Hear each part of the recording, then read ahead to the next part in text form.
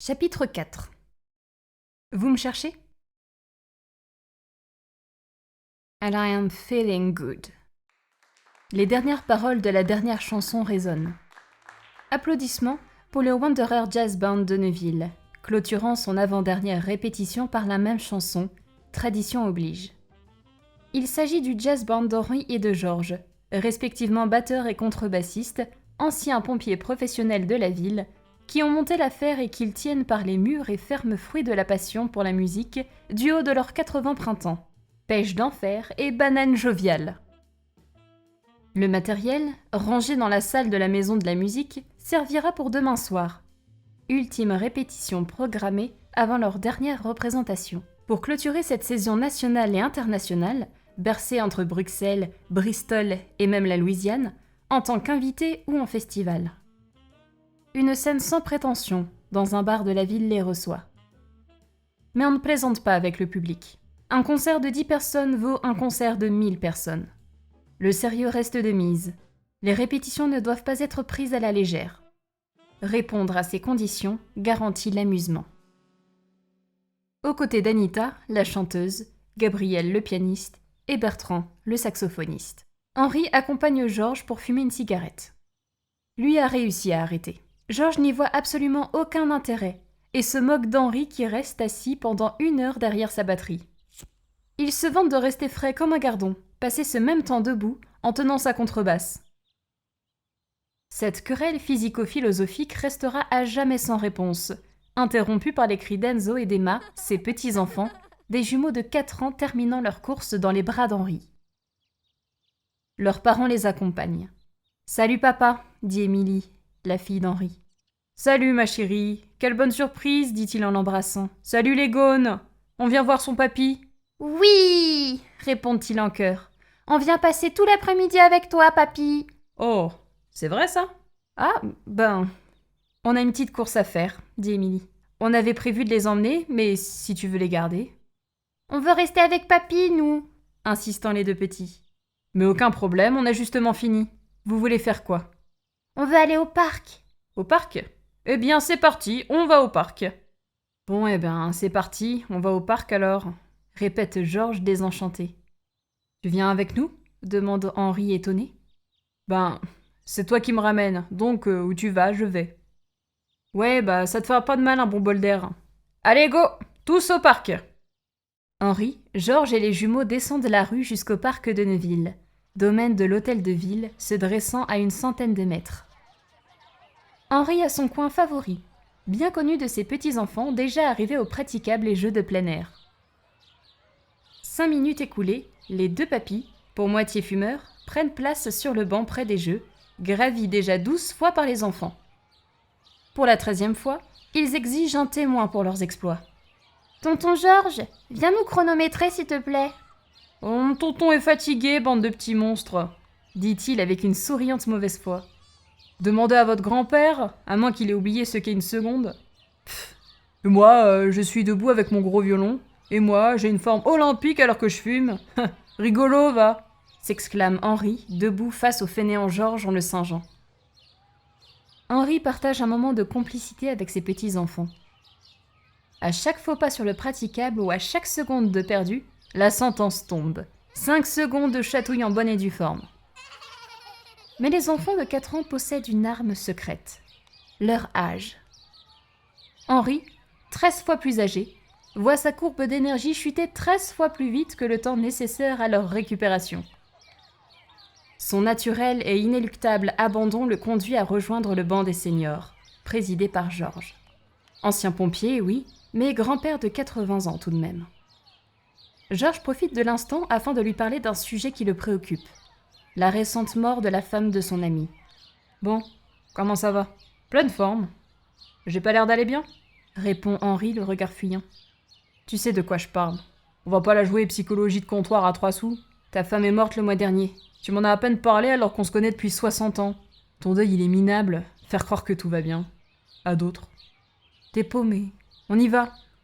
Je t'écoute. Et en quoi ça te concerne ? Ça bouscule ton quotidien ? Après-demain soir, c'est ton premier concert depuis. Là, ça me concerne. J'ai pas fait une seule fausse note. Je gère, donc tout va bien. Georges a amorcé la discussion avec son ami, mais il ne désire pas non plus le froisser. La brèche maintenant ouverte, il pourra de temps en temps y jeter un œil. Quoi qu'il en soit, le silence des deux compères s'avère interrompu. Un enfant, 4 ans à vue d'œil, se plante soudainement devant Henri.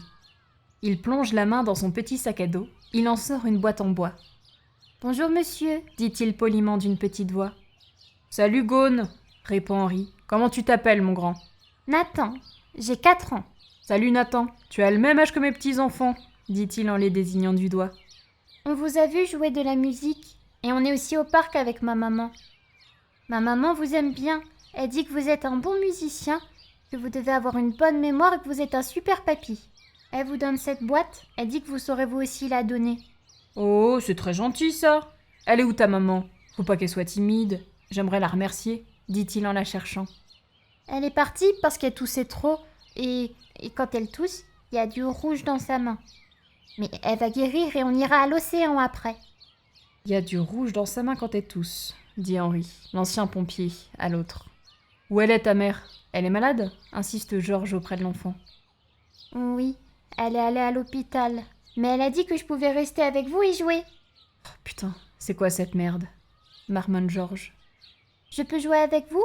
Maman m'a dit que si j'étais très sage, je pourrais voir une vraie voiture de police et des vrais policiers avant qu'on me ramène à mon papa. S'il vous plaît, monsieur. Henri et Georges se regardent, impuissants, essayant tout de même de raisonner à leur manière face à cette situation déroutante. Et en plus, t'as un colis à livrer? Ironise Georges. Je vais pas l'envoyer balader. Je vais appeler Émilie pour ses enfants et on l'emmènera chez les flics, murmure Henri à Georges. Ok Nathan, oui. Va jouer. Reste devant que je puisse te voir avec mes petits-enfants, dit-il d'une voix calme au petit Nathan afin de ne pas le brusquer. Henri et Georges observent l'enfant. Il s'amuse en compagnie d'Enzo et d'Emma. Il est sociable, semble équilibré, bien élevé, de classe moyenne. Aucun sursaut de violence, pas même d'énervement. Ce n'est pas un enfant à problème, comme ils ont pu en voir en intervention à la caserne. Ils essaieront d'en percer davantage le mystère pendant le trajet jusqu'à la police, ou plutôt la gendarmerie de Neuville. Émilie et Guillaume passent à l'instant l'entrée du parc. Comme promis, Henri et Georges conduisent le sage Nathan à la gendarmerie. Espérant ne pas tomber sur une histoire sordide, ils profitent du restreint et intime environnement de la voiture pour questionner l'enfant. « Alors Nathan, tu viens d'où ?» commence Henri. « Avec ma maman, on habite près de Paris, mais mon papa aussi habite près de Paris. »« Ça commence bien. Parents divorcés, donc, » murmure Georges. « Et ils font quoi comme métier, tes parents ?»« Papa, il dessine des maisons. Maman, elle fait l'école. »« Et tu faisais quoi à Neuville? Tu étais avec ta maman ?» continue Henri. « Oui, on devait aller voir la mère, mais elle devait voir un ami à Neuville, et après, elle a préféré que je reste avec vous, parce que ma maman, normalement, elle est à l'hôpital parce qu'elle a une bête dans la gorge et elle tousse. » Bon, bah je crois que c'est clair, chuchote Georges. Elle connaissait une personne à Neuville, tu dis? Reprend Henri. Elle a dit que vous étiez son ami. Qui, moi? Demande Henri de toute son énergie. Petit cachotier, on fait des enfants tout mignons dans le dos de son copain, lance Georges. Pas encore sec tes raisins, mon salaud. Quoi? Mais non, je les connais pas. Mais qu'est-ce qu'elle a dit? Elle débloque. Mais non, tu comprends pas. Elle est partie car ça sentait le roussi. Elle ne voulait pas que son Gaune la voie comme ça. T'es apparu comme quelqu'un de confiance, un petit bien élevé ne parle pas aux inconnus. Fallait ruser pour qu'il te cause. Ah oui, vu comme ça, dit Henri en se calmant. Moi je veux savoir un truc, mon petit gars. C'est quoi cette boîte? Il en fait quoi au juste? Y a quoi dedans? Demande Georges en montrant la boîte. Nathan s'avance alors vers les deux passagers à l'avant, et de ses petites mains, il retourne la boîte. En bas, 2 inscriptions sont gravées. Ma maman m'a dit qu'il faut la donner à elle, mais moi je sais pas lire donc je sais pas. Sans déconner, il y a marqué Neuville-sur-Saône dessus, s'étonne Georges en lisant les inscriptions. Il y a aussi Martin. Tu as dit elle? Il faut trouver une Madame Martin, c'est ça? Oui, c'est le monsieur du train qui l'a dit, précise Nathan. Le quoi? Le monsieur du train? Questionne Henri. Un mec dans le train où vous étiez avec ta mère avait cette boîte? Oui. Il l'a filée à ta mère et lui a dit de donner à Madame Martin, ici à Neuville. Oui. C'est quoi ce traquenard ? Demande Georges. Mais il y a quoi dedans ? On l'ouvre comment ? Interroge Henri. On sait pas. On peut pas ouvrir, conclut Nathan. Ouais, des policiers! Youpi! Ça pue la chaîne humanitaire d'une secte de drogués, ça, je te préviens, dit Georges. Mais n'importe quoi. Bon, on le laisse ici, on voit ça après. Pas un mot. À qui ? Au Federal Bureau of Incompetence ? Tu rigoles, ça me fait déjà chier de leur laisser le gamin, conclut Georges. Les deux seigneurs pénètrent dans la gendarmerie, en compagnie du petit bonhomme, tout heureux de voir en taille réelle ses jouets. Henri explique la situation. Une brève déposition administrative suffira à se désengager de l'enfant, qui passera la nuit au poste. Procédure oblige. Georges se scandalise qu'on traite cet enfant comme un vulgaire criminel. Mais cela ne l'étonne pas, venant de la part de gratte-papier, suppôt d'un ministère corrompu, au service d'une justice de merde, que le nouveau président élu ne changera pas. Sous les yeux de Nathan, bien amusé de voir ce vieux monsieur tout rouge avec 3 personnes en uniforme et armées autour de lui, comme à la télé. Les gendarmes calment le jeu, expliquant qu'ils ont leur appartement sur place. Non, l'enfant ne dormira pas en cellule. Un officier le prendra exceptionnellement en charge chez lui, étant aussi parent. Il sera raccompagné demain à la SNCF et remis à son papa par le service jeunesse, père vite retrouvé avec l'étiquette du sac à dos de Nathan. D'ailleurs, l'officier constate l'enregistrement d'aucune plainte, tout sera rapide. Alors pour Georges, ça va pour cette fois. Mais ces Playmobil ont de la chance. Henri s'approche de Nathan, assis sur une chaise ne le laissant pas toucher terre. On va te laisser avec les gendarmes, tu vas bien t'amuser. Oui, d'accord. Bon, tu rentres bien, hein ? Tiens, je te laisse mon numéro de téléphone. Tu m'appelles quand t'es avec papa ? Ça me fera plaisir. Oui, d'accord. Et si tu veux revenir voir Enzo et Emma, tu reviens voir papy Henri et papy Georges quand ça te chante. Ça marche ? À ces mots, Nathan descend de sa chaise, se blottit avec tendresse contre Henri, laissant évacuer toute sa reconnaissance, tout son amour et aussi toute sa fatigue d'enfant de 4 ans qui n'a pas conscience de l'étendue des événements de ces dernières heures. Et je m'occupe de la boîte, tu t'occupes de ta maman. Top là ? Ok. Dit-il en tapant dans la main du vieux musicien. Le revoir de Georges sera plus sobre, mais il n'échappera pas à son câlin. Câlin qui inspire le musicien pour un moment de poésie. Signé Georges, à destination des gendarmes. Et Cruchot et Fougasse. Pour le repas du Gaune, burger frites. Et pas d'arnaque, je connais vos mères. Ce soir, le groupe s'est rassemblé dans un bar, histoire de décompresser. Pas de musique pour l'heure, juste un bon repas, du bon vin et le chemin du retour pour Anita, Gabriel et Bertrand, il est 22h. Pour Henri, préoccupé malgré l'agacement de Georges, place au digestif et aux interrogations. Bon, alors, voyons voir ce truc, dit Henri, sortant la boîte en bois d'une discrète sacoche. Moi, je veux que tu me parles de ta femme morte depuis 1 mois, dit sans détour Georges. Arrête de fuir, je t'écoute. Y a peut-être rien dedans, en fait, dit-il en secouant la boîte. Ouais, je sais pas, répond Georges. C'est louche leur truc. Et tu peux pas l'ouvrir là ? Non, y a pas d'ouverture. Y a pas de charnière. Ou alors je les vois pas. Dans un bar avec cette lumière, avec tes yeux de 80 balais, tu verrais même pas si elle était ouverte devant toi. Ironise Georges.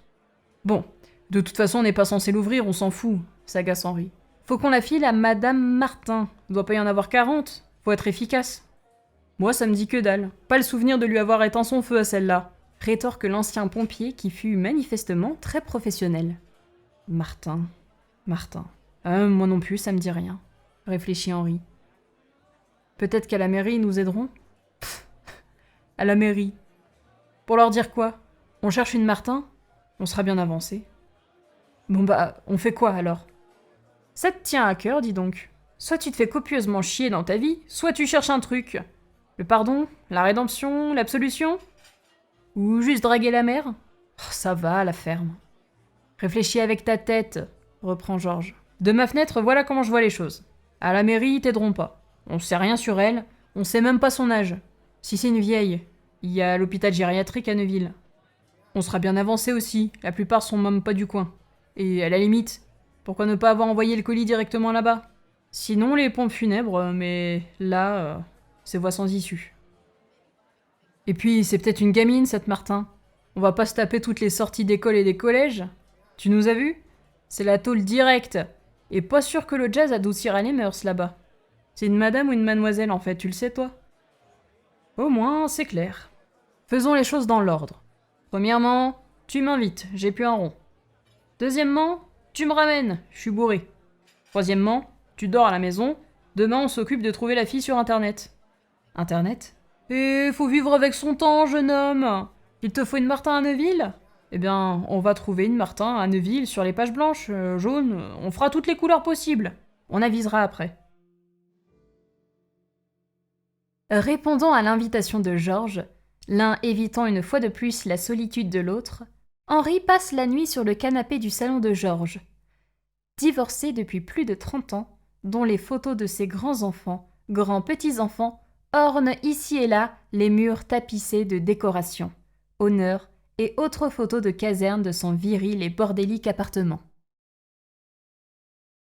Le lendemain, Henri et Georges se réveillent chacun à leur rythme.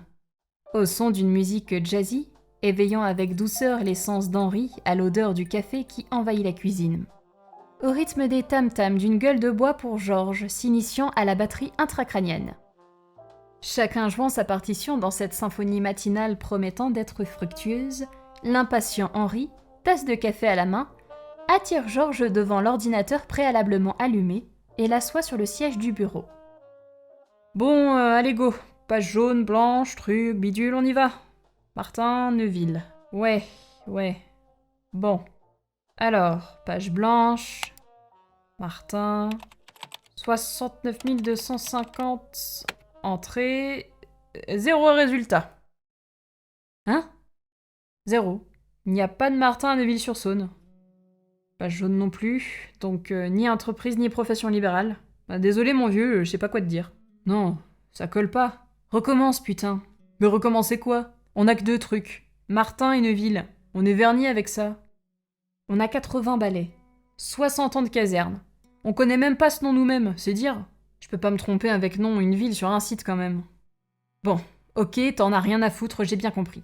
Laisse, je vais me démerder. De toute façon, t'en as rien à foutre de tout. Henri pose sa tasse de café et claque la porte. Cette impasse inacceptable le conduit au doux et innocent visage de Nathan, qu'il dessine avec le crayon de la déception et de la tristesse. Bien inutile, pour sa maman dont il ne connaît aucun trait, partie sans même finir une journée avec son fils. L'énoncé en demeure pourtant simple, donner cette boîte à Madame Martin. Impossible de se résoudre à l'échec. Tant pis pour le raisonnement de Georges, Henri désire suivre le sien. La dernière répétition avant le concert de demain soir étant terminée, Georges s'approche d'Henri, alors que les autres membres du groupe sortent fumer. Une explication s'impose. Les morceaux s'enchaînent, l'esprit d'Henri navigue sur un autre flot. Il fouette sa caisse claire, elle ne répond pas. Il tape sur ses cymbales, elle ne vibre pas. Il joue de la batterie, Georges ne l'entend pas. Quoi de neuf? Lance Georges. Rien, répond Henri, rangeant son matériel. Je suis quand même allé à la mairie, mais t'avais raison. Sans date de naissance, mariage ou décès, on peut consulter aucun acte. J'ai appelé Lulu et Riton, ça leur disait rien. S'ils ont pas bossé à Roussel, les Martins, c'est foutu. Personne les connaît. Eux, ils étaient justement pompiers sur le site même. Ils en ont vu des têtes. Martin, ça leur parle pas. Donc, en trouver à Neuville, sans l'annuaire, mission impossible. J'ai demandé à tous les commerçants du centre. Rien. Que dalle. Mais j'ai encore des pistes. Aller à la poste, causer au facteur. Tu t'arrêteras pas. T'iras au bout? Oui. Il le faut. Pour la mère du petit. C'est moi qui l'ai venu voir. Toi, t'as le bon rôle. T'as pas affronté son regard. Oui, c'est un point de vue, dit l'ironique Georges. Et donc, c'est pour ça que tu joues comme une merde? Quoi? C'était quoi ça? Tu comptes jouer comme ça demain soir? Ah, parce que monsieur joue toujours à la perfection. Oh, certainement pas. Mais la musique rend les choses futiles, pas l'inverse. Tu te laisses emporter, là, tu deviens fou. Tu pars en live et t'as pas le bon public en face de toi, vieux. Et c'est toi qui vas m'aider, bien évidemment. Comment veux-tu si tu passes ton temps à la fermer, bon sang? Je t'ai expliqué, la boîte, j'ai cherché... Je parle pas de la boîte, Henri, coupe Georges. Je parle de ta femme. Tu t'investis avec cette foutue Martin car tu refuses toujours de parler de ta femme. Pendant 1 mois, je t'ai foutu la paix. T'as pu esquiver un peu plus avec cette histoire de boîte, mais stop. Rendez-vous demain, place du marché. Et en costume, s'il te plaît, conclut Georges, quittant la salle obscure où le groupe a fait son ultime répétition par un petit clin d'œil espiègle à son ami Henri, bien décidé à percer le mystère de son ami batteur. Le lendemain, le marché de Neuville se tient, comme tous les vendredis.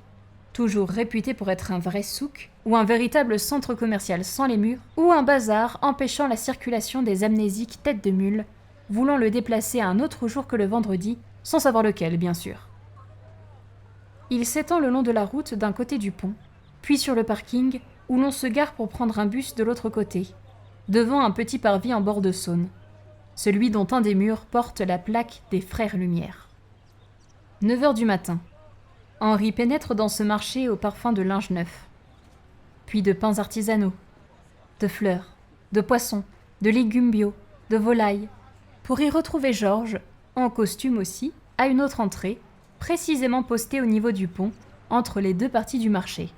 « Mais qu'est-ce qu'on fout ici, sacré bon Dieu ?»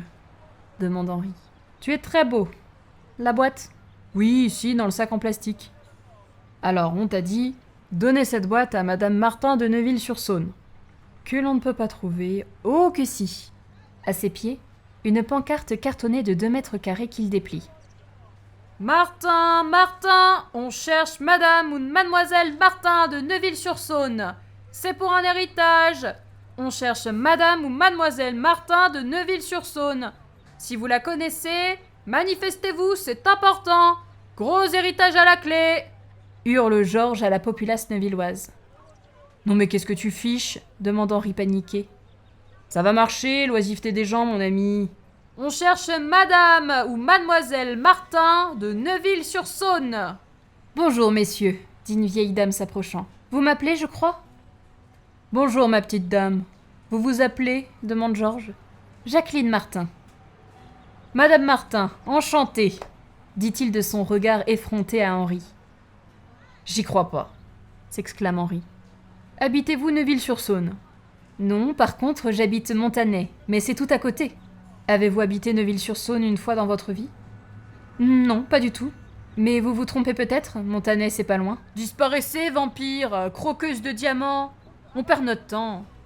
Madame Martin de Neuville-sur-Saône, c'est pour un héritage. Georges s'égosille depuis 20 minutes, quand s'approche d'Henri une timide jeune fille d'une 20aine d'années. D'une voix fluette, presque inaudible, elle tente d'attirer son attention.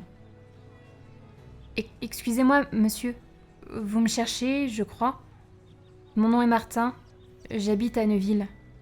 Je vous en prie, faites taire votre ami. »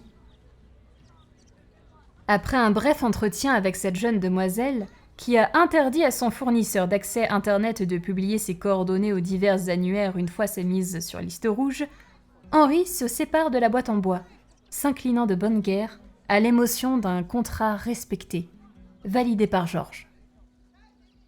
Puis, marchant ensemble, guidé par la passion que son ami aura su canaliser, Henri parle. « Je l'ai tué. » Soutenu par le regard d'Henri, Georges ne dit rien. Alors, Henri parle. À l'hôpital. Elle en pouvait plus. Elle m'a demandé. Je l'ai fait. Georges laisse résonner par son silence les confessions libérées de son ami, tout en l'emmenant sur le bord de Saône. Arrivé sur le petit parvis des Frères Lumière, Henri reconnaît alors le minibus de leur frénétique tournée, où, orchestré par Georges, le Wanderer Jazz Band s'est installé en secret. « Il n'empêche qu'hier, on n'a pas bien fini », explique Georges en souriant à Henri. « Moi aussi, j'irai jusqu'au bout. » Près d'un marché bondé, réchauffé par le soleil neuvillois, un groupe finit sa mise en place pour un concert répétition volontairement improvisé. Un salut au public, s'asseyant petit à petit sur les marches d'escalier en face d'eux, un pianiste et un saxophoniste attendent avec respect leurs camarades. Une larme coule sur la joue d'un batteur de jazz apaisé, s'installant à son tour, souriant à son contrebassiste qui, lui, le regarde en hochant la tête, de bas en haut. Une voix retentit, entonnant a cappella les premières paroles. « It's a new dawn. It's a new day. It's a new life for me. And I am feeling good.